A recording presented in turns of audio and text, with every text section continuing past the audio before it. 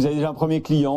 C'est bon. Je voulais le présenter, mais en fait, c'est Christophe qui a pris l'appareil en main direct. On va évidemment parler des sports nautiques dont ça me parle. On va parler de ce qui va cartonner sur les plages cet été. Et on va commencer donc avec cet appareil, un mini scooter. Attention, j'actionne. Ouais. Attention, vous allez vous envoler.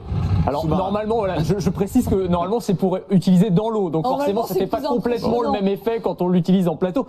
Il faut que je décrive cet appareil qui est assez étonnant, qui va en fait permettre à n'importe quel nageur du dimanche de se transformer en super-héros style Aquaman. C'est un peu ça le principe, c'est-à-dire qu'il va vous tracter sous l'eau à grande vitesse. Donc ça ressemble à un petit drone ou à une petite torpille. Donc vous avez un suppositoire, on peut le dire comme ça, avec 2 manettes sur les côtés, une hélice à l'arrière. Vous appuyez sur un bouton, vous tendez les bras vers l'avant comme Superman et vous allez être propulsé. Alors quand je dis à km/h, c'est rapide, hein. C'est la vitesse d'un nageur professionnel à pleine vitesse. Donc c'est pas mal, évidemment, ça permet de faire des figures acrobatiques sous l'eau, donc des sensations incroyables. On peut faire du snorkeling aussi, mais avec un périmètre évidemment beaucoup plus étendu que quand vous êtes sans cet appareil.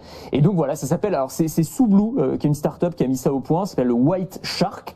Et alors ce qui est très malin, c'est que c'est un appareil qui est modulaire. Là j'ai un module, mais vous pouvez en coupler un deuxième et un troisième pour gagner en rapidité, en puissance, en autonomie.